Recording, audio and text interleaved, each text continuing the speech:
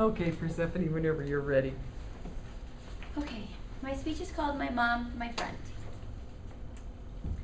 You know those uncles and aunts and cousin everyone has who tries to trick them and get them to believe that things that aren't true? Well, in my house growing up, it was my mom. When I was 5 years old, she spent the entire rainy, dreary end of the vacation ride home from our Devil's Lake camping trip convincing my brother and my skeptical selves that we were being followed home by a ghost. Even after we told her that there was no way that we would believe her because we were sure that she was fooling us. This was after she had tricked us into believing that there were sharks in Devil's Lake.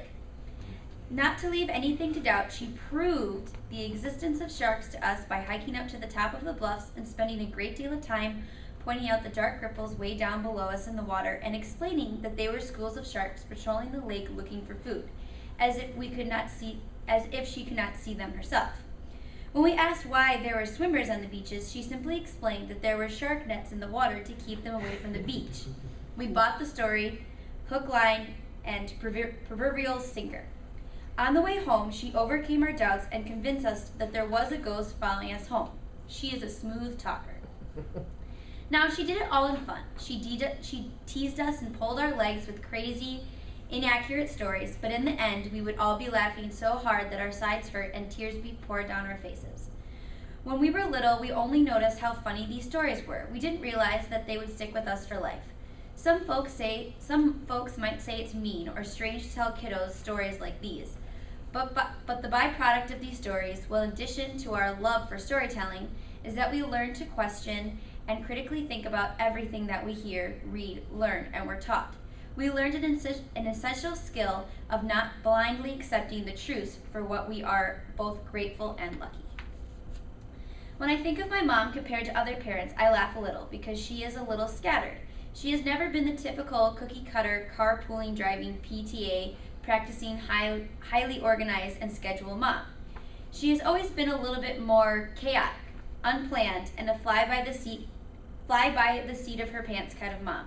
Yet even when she was working 2 jobs, going to school, volunteering, and looking after us, there was still a little time to have impromptu all-night marathon slumber parties in the living room.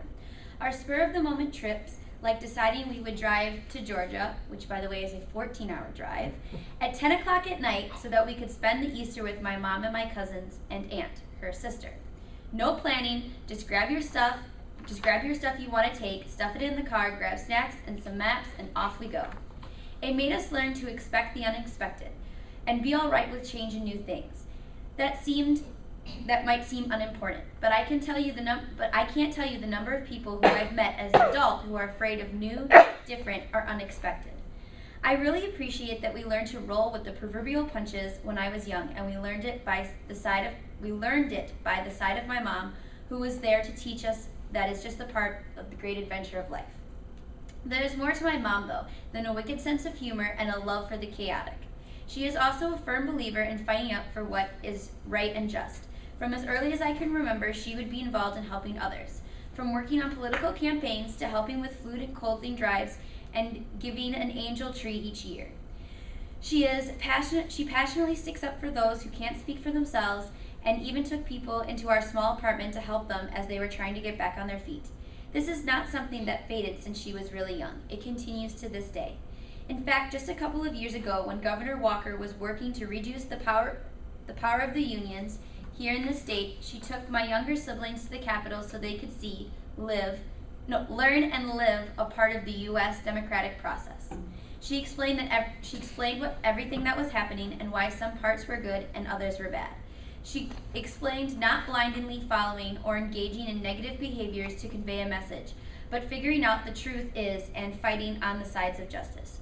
She believes in not simply thinking because it's important, but acting on the belief and educating others about the issue and the process, so that more people can become involved and make a positive difference. She doesn't like the couch potato protesters. She feels as if you work to make a difference for yourself and others, to make the world a better place. She always jokes that if she ever wins the lottery, she's going to buy a really big piece of land with a barn, an old farmhouse, and take in foster children and unwanted pets and provide them with a place to grow and learn and become amazing beings that they were meant to be. Of course, she does not play the lottery. Her feet are too firmly on the ground to throw away money like that. But I think if she ever did come into that a lot of money, she would turn that dream into reality, making the world a better place. My mom has not always had the easiest time. She became a mom and a teenager, and yet still managed to finish school with 2 young children in tow. She was always honest with us. While she loved us with all her heart and would never change having us, each decision we make in our life has consequences. And that one has to be willing to face those consequences to make different choices in the first place. She had some very tumultuous thank you, times with my grandparents. She decided that she would learn from her experience and be there for us no matter what. She had to make sure that she has always been available to us, even if it meant that at 4 o'clock in the morning, if something happened she would get in her car and come, and with the promise that all the conversations would wait until everyone had a chance to sleep. Over time, we learned from our mistakes and hers, which she openly shared, often joking that she would talk about them so we could make our own new improved mistakes and skip over the ones she made. She taught us to be responsible for our choices and do our best to make decisions that had consequences that we liked. She taught us to find happiness in the little things in life, like sitting around watching old movies together or singing songs from old musicals or going on some crazy unplanned adventure together.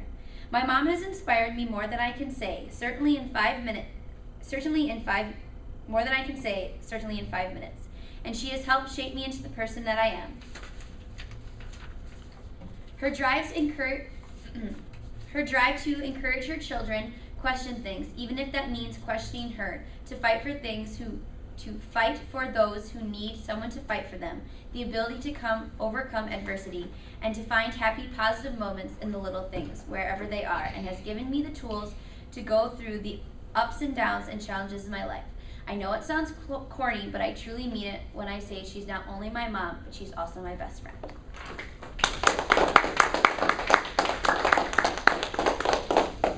Give you a minute to write questions. I got one. Are you gonna pass on there and do the silly pranks with your kids like she did? I love children, but I don't actually think that I'm ever gonna have children. Like, I basically helped raise my 3 little siblings. My little brother was born when I was 12, and then my little sister when I was 15, and my other little sister when I was 16. So my mom needed a lot of help with them. So I kind of already feel like I did the, yeah. But yeah, we definitely do little pranks on them and stuff. Was that trip to Georgia really fun, and what stood out about the trip? Well, definitely leaving at 10 o'clock at night, because she kind of, my mom always is like the biggest procrastinator ever, so she leaves things to the last minute. She was kind of going to do the thing like, oh, we're going to come down to Georgia, but then kind of be like, oh, someone's sick, so we couldn't do it. But then all of a sudden she just decided that we were going to do it. When I was in 7th grade, she took me and my brother out of school and she homeschooled us so we could take a trip up to Canada. And then in 8th grade, we took a 3-week trip down to Florida where we actually saw Martin Luther King's house and the church. So she just kind of, she's very spastic, but in a good way. I'm not sure where we left off. I know you did the last time, Mitch. I don't have one right now. What was your favorite adventure, I guess? My favorite adventure. With the family or just like, I mean with her? Yeah. Wow, there's a lot. I probably going down to Florida. That was crazy. I mean, at the time, I didn't like it because I wanted to be in school with all my friends. But when I think back, I mean, we stopped at literally like every museum, and we like saw all the like battlefields for the Civil War and like just crazy amounts of knowledge. But at the time, I kind of was not so happy about it. How old was your mom when she had you? She had my older brother when she was 14, and she had me when she was 16. So there's 5 of you all together? Yep. But they're yours. Yeah, I only have half siblings, but because my older brother has a different dad, I have a different dad. I thought you two were. No, they're different dads, but then my 3 younger siblings have the same dad. Great, thanks for sharing such interesting information about her.